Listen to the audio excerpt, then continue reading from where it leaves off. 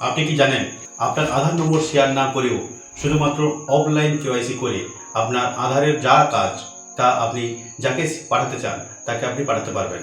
যেমন আধার পরীক্ষা বা ব্যাংকের সিএসপি নেওয়ার জন্য যা পরীক্ষা, অথবা অনলাইনে এলআইসি যদি পলিসি করতে হয় সে বিষয়েও আধার অফলাইন কেওয়াইসি প্রয়োজন হয়।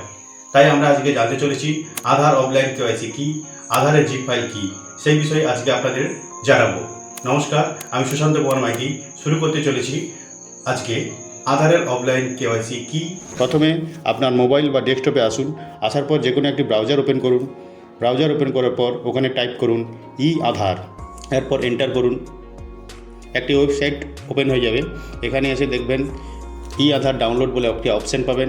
এরপরে ড্যাশবোর্ডে আসবেন। এরপর ফিঙ্গারপ্রিন্ট চিহ্ন আছে, ওখানে এসে লগ ইন করতে হবে আধার নম্বর দিয়ে। আধার নম্বর দিন, দেওয়ার পর ক্যাপচার দিন। ক্যাপচার দেওয়ার পর লগ ইন উইথ ওটিপি এটা করুন। এটা করার পর আপনার মোবাইলে ওটিপি এসে যাবে। আমার মোবাইলে ওটিপি এসে গেছে, আমি ওটিপিটা দিচ্ছি। এরপরে লগ ইন ক্লিক করার পর এরপরে স্ক্রল করবেন, নিচের দিকে আসবেন, দেখতে পাবেন অফলাইন কেওয়াইসি বলে একটি অপশান আছে, এটাতে ক্লিক করুন। এটাতে ক্লিক করার পর এখানে আপনার পছন্দ মতন যে কোনো একটি পাসওয়ার্ড সিলেক্ট করুন। আমি এখানে 1 2 3 4 দিলাম। দেওয়ার পর ডাউনলোড করলাম। ডাউনলোড করার পরে এই ফাইলটি আমার ডেস্কটপে রাখলাম। এই ফাইলটি আমি যাকে চাই বা যে কাজের জন্য আমি এটা ডাউনলোড করেছি সে কাজটা এইভাবে করতে পারবো। আমরা এইভাবে অফলাইন কেওয়াইসি সম্পন্ন করতে পারি। আপনাদের যদি কোনো রকম প্রশ্ন থাকে তাহলে আপনারা প্লিজ আমাকে কমেন্ট করুন।